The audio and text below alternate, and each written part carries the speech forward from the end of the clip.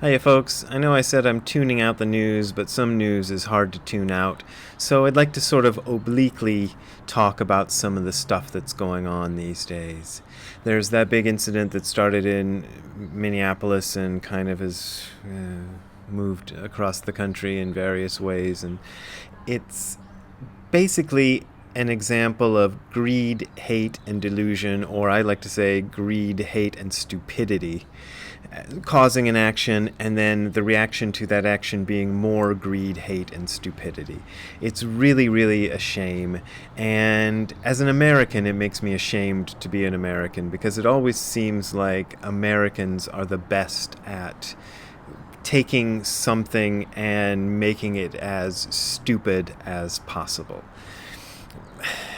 But rather than sit around condemning America and everything, because I know that most Americans are good people and most Americans are not participating in this massive demonstration of how greedy, hateful, and stupid human beings can be, I'd like to kind of address the rest of you, or the 1,000 of you who listen to me anyway, because I don't think any of the people who are involved in this greed, hatred, and stupidity are listening to my videos anyway. Somebody who I follow on Twitter said something like, "I'd try to talk sense to a hurricane if I thought it could listen."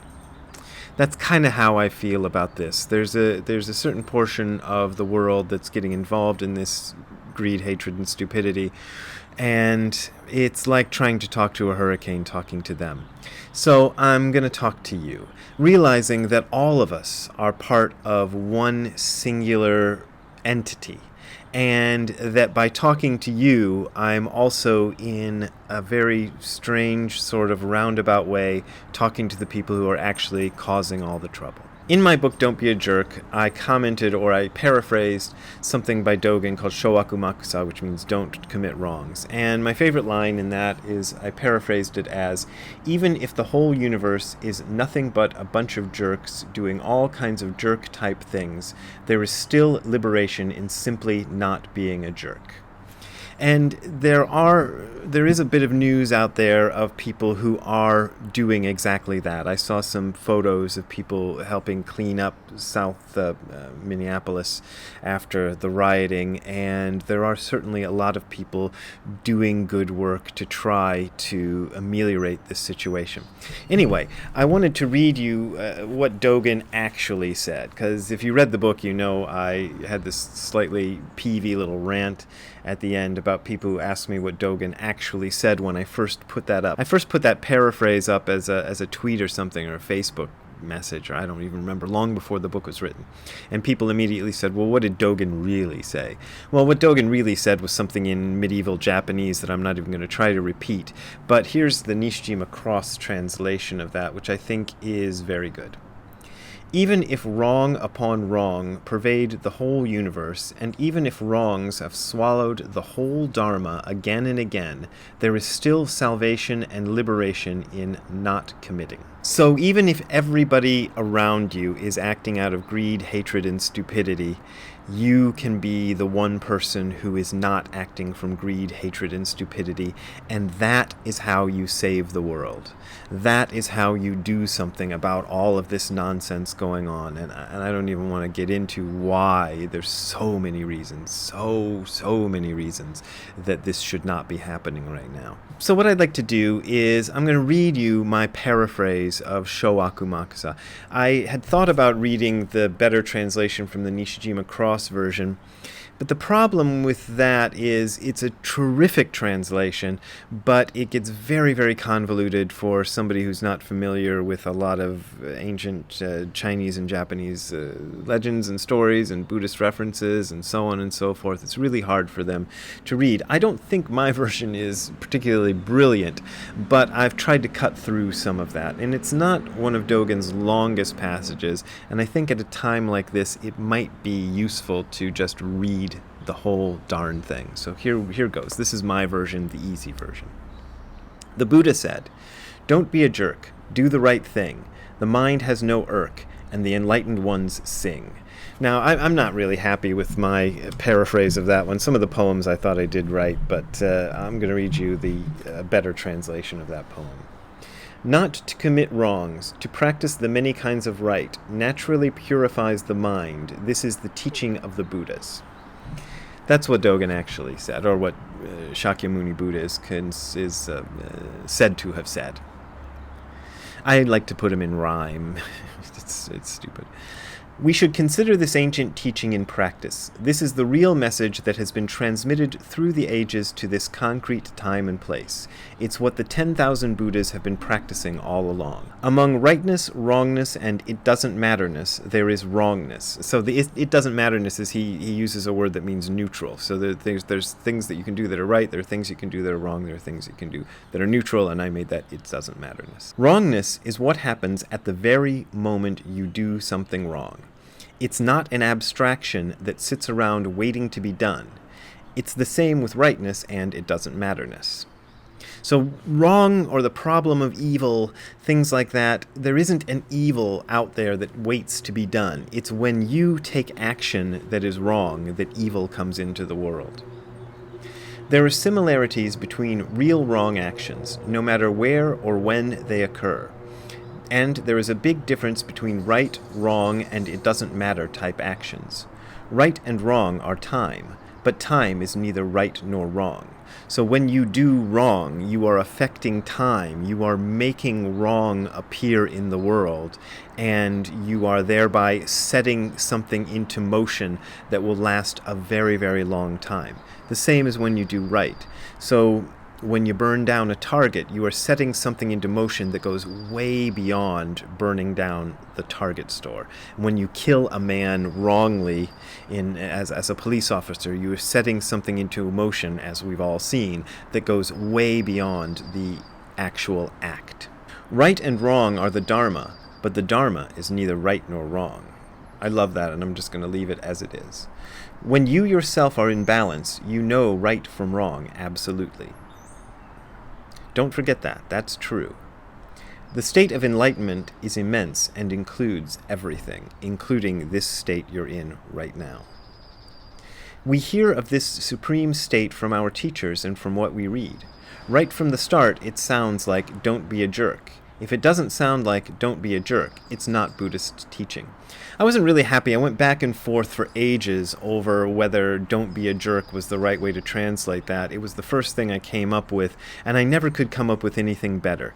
Don't be a jerk is a very sort of American idiom, but I think a lot of us understand, even those who aren't from the United States or people like me who didn't grow up all the way in the United States, can understand what it means. Don't be a jerk. Don't do that wrong thing. Don't be a jerk wasn't a teaching someone intentionally invented. It existed before anyone put it into words. When we hear it, we hope that we can learn to do the right thing and not be a jerk. This is a pretty big deal. It's on the scale of the whole of time and the entire universe. Dogen is not being hyperbolic here. He's not exaggerating. He's telling you something that is a plain fact to those like Dogen, and those of us who've done the same work as Dogen can see very clearly. It's on the scale of the whole of time and the entire universe. Every wrong or right thing you do will reverberate to the end of time. The scale of not being a jerk is in the not being part. Just don't do jerk-like things. When jerk-type actions are not done by someone, jerk-type actions do not exist. When evil is not done by someone, evil ceases to exist. Even if you live where you could act like a jerk, even if you face circumstances where you could be a jerk, even if you hang out with nothing but a bunch of jerks, the power of not doing jerk-type things conquers all. Jerk-type action has no fixed form. It has no existence until someone does it. If we don't act like jerks, jerk-type acts cannot exist. You can do jerk-type things, or you can avoid doing jerk-type things. The moment you know that jerk-type action does not exist outside of your own conduct, that is realization of the truth. This is not a once-and-for-all realization. It appears dynamically, moment after moment. When enlightened people understand that not being a jerk requires not doing jerk-type things, they behave like decent people at each moment in the past, present and future. At every moment, no matter what we're doing, we need to understand that not being a jerk is how someone becomes enlightened. This state has always belonged to us. Cause and effect makes us act. By not being a jerk now, you create the causes of not being a jerk in the future. Our action is not predestined, nor does it spontaneously occur. By not being a jerk at this very moment, you enact non-jerkness and make it appear in the world. Sorry for that weird grammar, but I think it's as clear as it's going to get. It's not that you, as a regular person, are destroyed by doing the right thing, and yet you, as a regular person, have dropped away, and what remains is an enlightened being. When you look at it this way, you realize that being a jerk is refrained from. Being a jerk is, I'm kind of trying to put it in one word, hyphenated form. There is no being a jerk, this is as one word, apart from what you actually do. Being a jerk, as one word, doesn't vanish as if it were a thing in and of itself. You just stop doing jerk-type things. Some people think that being a jerk arises out of past causes and conditions, but don't see how they themselves are those causes and conditions. That's also important. Some people think that being a jerk arises out of past causes and conditions, but don't see how they themselves are those causes and conditions. There are no excuses. There are no excuses. Those guys are pretty sad cases. The seeds of Buddhahood also come from causes and conditions. Jerk-type actions neither exist nor don't exist. Evil doesn't exist or not exist. It is either done or not done. When you finally grasp this point, even the thought, oh hell, I was a jerk back then, is just energy arising from your desire not to be a jerk again. However, to say that this realization is some kind of weird rationale for being a jerk is totally stupid. It is said that Buddha's true body is like space. It manifests according to circumstances, like the moon's reflection in a pond. That means there is no division between subject and object. You can never doubt such instances of not jerkness. As for doing the right thing, there are all sorts of right things that can be done, but there has never been any kind of right thing that just sits around waiting for someone to do it. You gotta do the right thing. The right thing never fails to appear once someone actually does it. The many kinds of right things converge upon the place where doing them happens, like iron to a magnet. Nothing can hinder them, not even all the bad things you've ever done before in your whole life. Haku Kyoi was a student of Zen master Choko Dorin. Kyoi asked Dorin, "What is the meaning of Buddhism?" Dorin said, "Don't be a jerk, do the right thing." Kyoi said, "Geez, even a 3-year-old could say that." Dorin said, "Sure, a 3-year-old can say it, but even an 80-year-old has trouble doing it." Kyoi bowed in thanks and left. Kyoi thought Dorin was just making an intellectual statement. He didn't know that don't be a jerk is the time-honored, eternal Buddhist truth. As brilliant as he was in the world of literature, he was kind of a dummy when it came to Buddhism. Even if the whole universe is nothing but a bunch of jerks doing all kinds of jerk-type things, there is still liberation in simply not being a jerk. Someone who has come to really know a single speck of dust knows the whole universe. Someone who has penetrated one teaching penetrates them all. Those who don't understand all teachings don't even understand one of them.